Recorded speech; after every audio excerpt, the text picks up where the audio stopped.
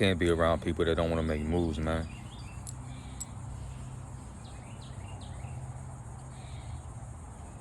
Because they say you're the sum of the 5 people you spend the most time with. That's why I spend a lot of my time alone. I don't want to be influenced by anything negative, really. And I'm gonna just hone down on that. After this Day of Atonement, I really,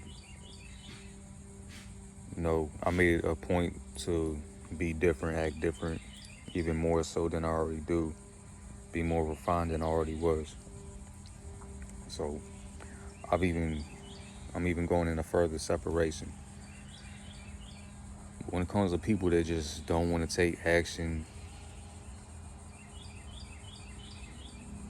I can't be around that. I really can't. Because there's a dude, or the people with the mentality that the white man's holding them down, blah, blah, blah, victim mentality. When there's literally a black dude, I forgot his name. I just heard about it the other day and I read about it. This dude went to jail and he knew he was innocent.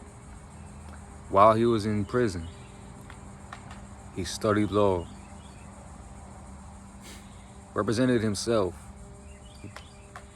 got himself off the charges, got out,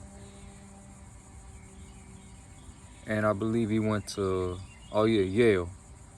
They say he went from jail to Yale. That boy went to Yale and got his law degree basically, and now I think he's basically representing people that were under the same situations he was in. So I don't want to hear none of that shit, bro, that you can't do this because somebody's holding you back. Yeah, we know there's certain laws and there's certain things that was put in place to try to hold you back, but there's no physical chains on you.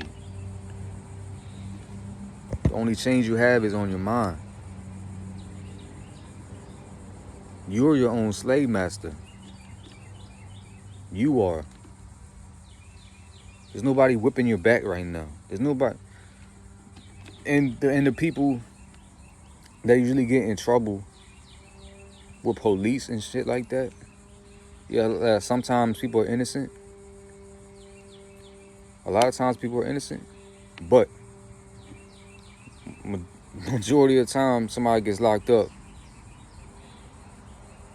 either you did some wicked shit to get locked up, you were hanging around some wicked people, or you never got caught for some wicked shit, some crime you did, and now you're getting your retribution and your judgment and your karma. And if you are innocent, if you was following Torah, if you was following the Most High, if you were a pure person, you're gonna escape any trial you go under. So I really don't want to hear all that free this motherfucker, free this nigga over here, free this dude over here that was selling crack to his own people, that was killing his own people, that wasn't doing shit with his life. I don't want to hear none of that. And your environment plays a big role. I know that. And I know, the ghetto was basically an experiment. And, they tried to make people this way and take the father out the homes. I already know all that. And you can't control who you were born to or wherever you were born. But there comes a time when you have to make the decision to break those generational curses. You got to make a decision. I'm not going to be like that. I'm not going to be like my father. I'm not going to be like my mother. I'm not going to be how they raised me to be. I'm not going to be like how all these fucking heathens out here in gangs and shit, robbing, killing people, innocent people. I'm not going to do that. There comes a point you got to grow the hell up and have a conscience. Well, that's part of the issue. People are not grounded in the Torah or the Most High. They're not seeking. That's the issue. And I can't be around people like that, bro. I'm not going to be around people like that. Because my mind, I could do all things to the Most High. Anything I put my mind to is going to eventually come to fruition. As long as I put the work in. I'm not sitting here waiting. He's going to give me the knowledge, the wisdom, the understanding, And I'm gonna apply everything. I'm gonna apply myself. Because they had to walk around Jericho 7 times with the ark. They had to do what the Most High told them to do. He was going to do it when they blew the trumpets. He was going to destroy it. But they still had to follow what he told them to do first. His power will come in effect when you put in some work. So I don't want to hear none of this shit, bro. I really don't.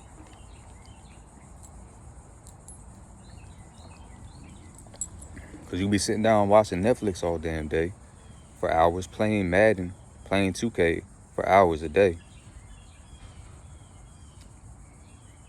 Those same hours, somebody else is honing their craft, learning a new skill, reading, studying, meditating, praying, something productive.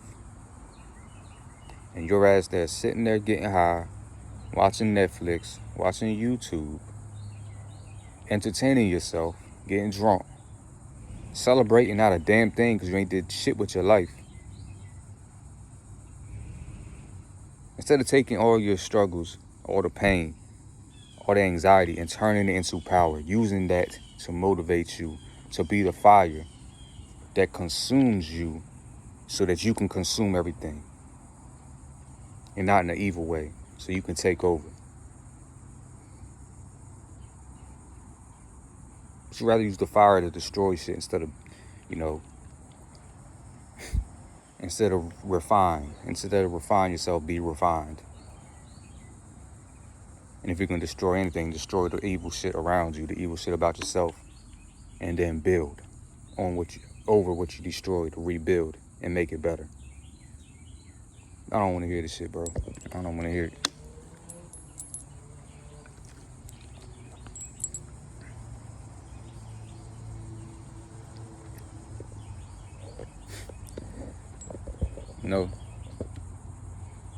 When I get this community going, it's going to be a rare few, a remnant that's going to be allowed to come in there. And it's not going to be people with the mind that y'all, the ones with the minds that y'all have, man. It only takes one person, like a Khan, to mess up the whole camp. It's going to be righteousness. It's going to be confident men around me. It's going to be righteous, virtuous women around me